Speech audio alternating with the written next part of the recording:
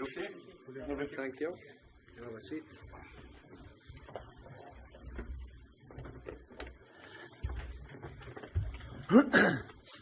Ian, we'll start when you're ready.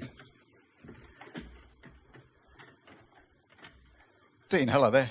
Hi there, how you doing? Bolton here. Listen, many congratulations on your appointment. What does it mean to you to be here as head coach at this club in particular?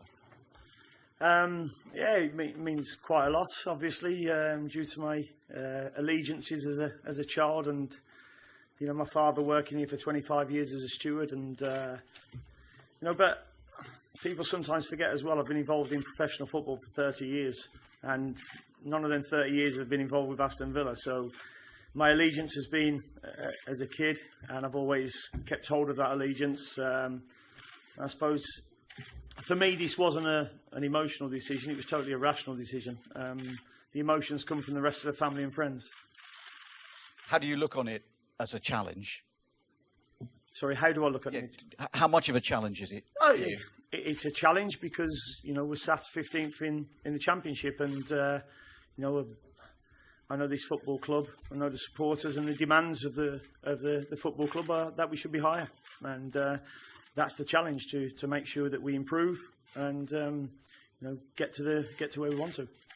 Much has been made of the appointment as on the coaching staff as an assistant of John Terry. How important is he to you, and how do you see your relationship with him? No, he's very important. You know, when I was at Brentford, you know, I worked with Richard O'Kelly and Thomas Frank, who'd been a manager out at Brøndby in Denmark.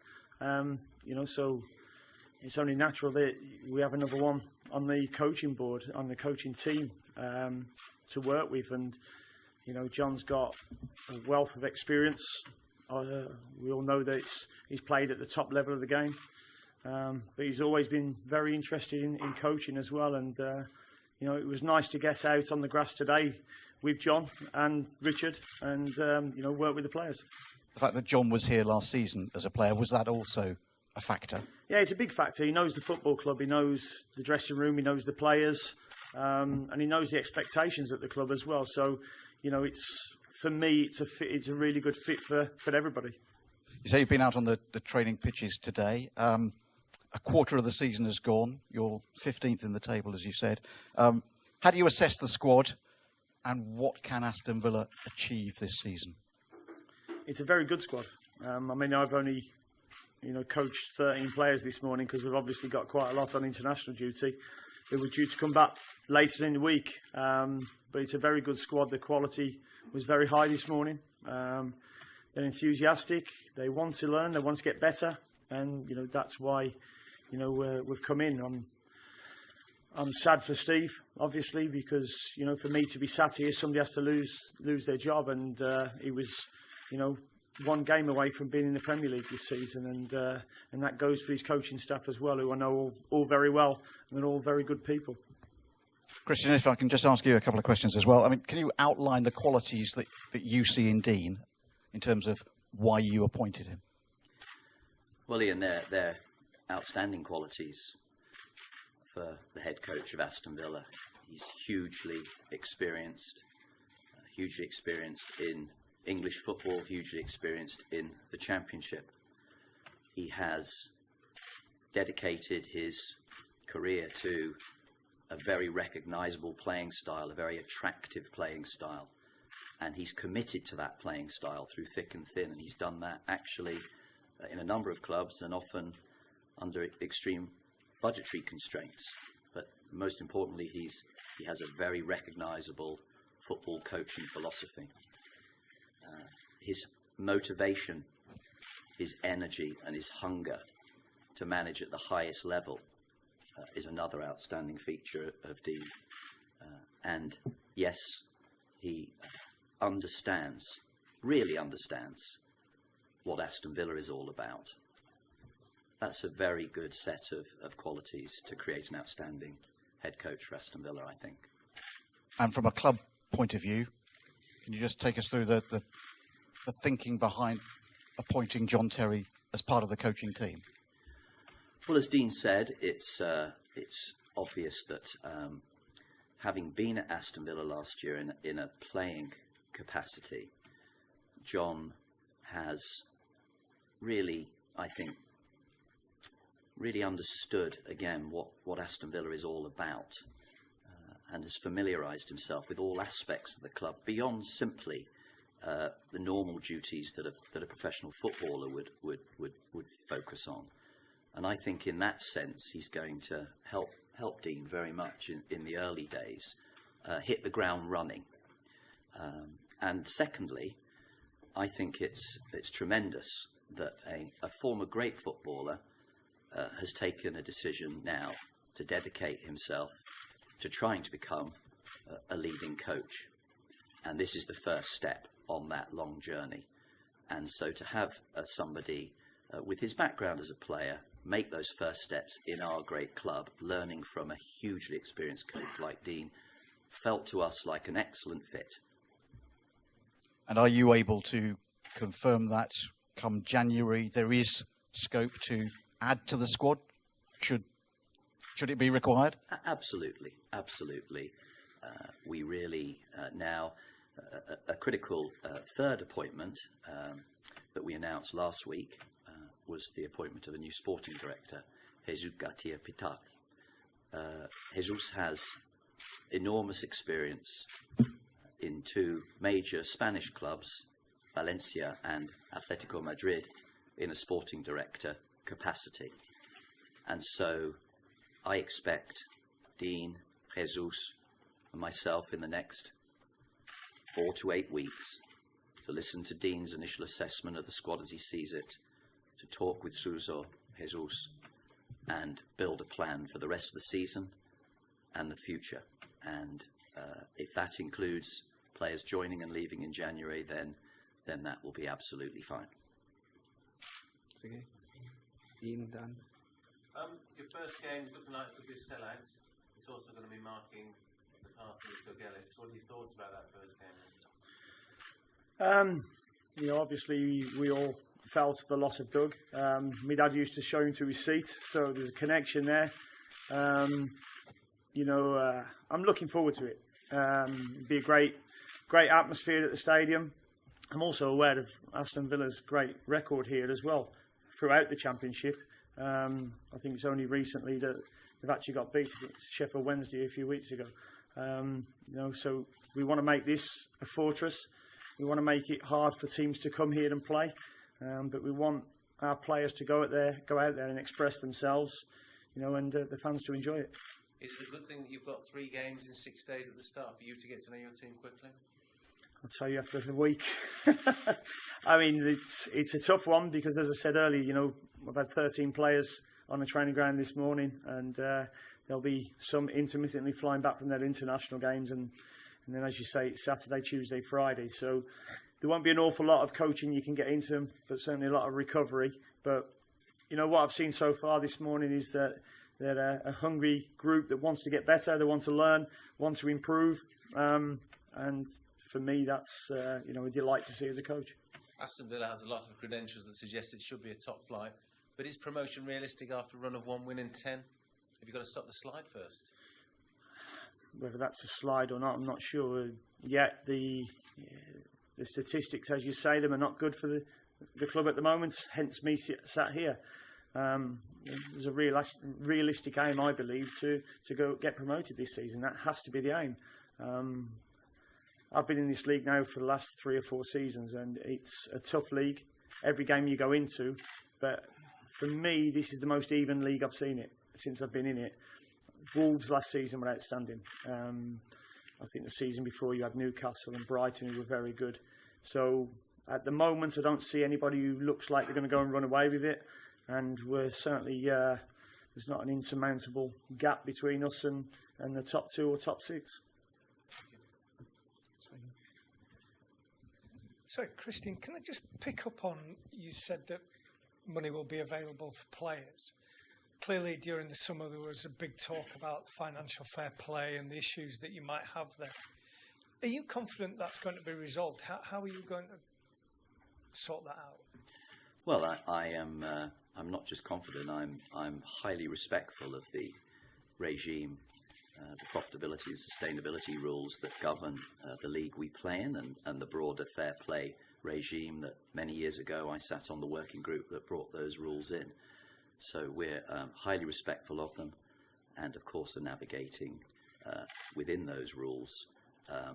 It changes nothing. We are determined to support our new management team in improving this squad where we need to do so, and can easily do so with the financial resources within the rules. So you don't intend to just drive a coach and horses through the rules? You will abide by the rules? Absolutely not.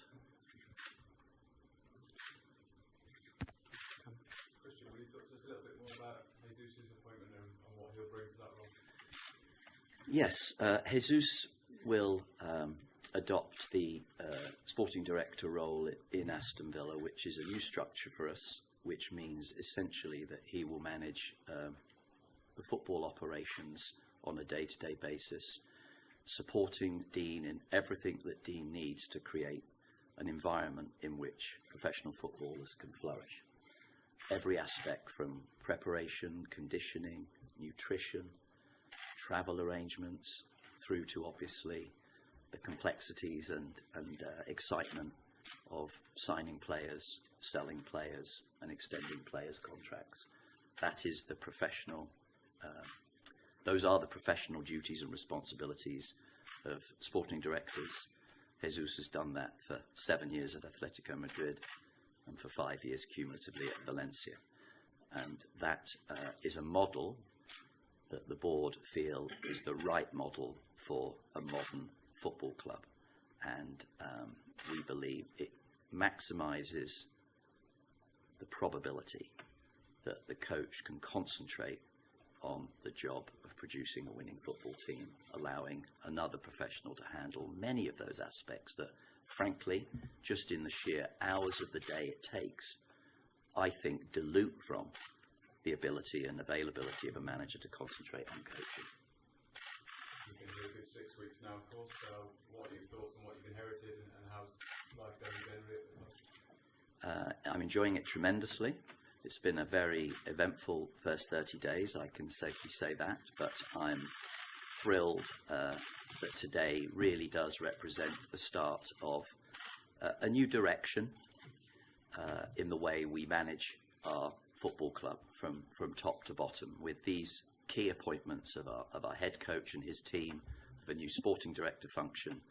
We now have a setup that can build from the top down a truly excellent football club from top to bottom.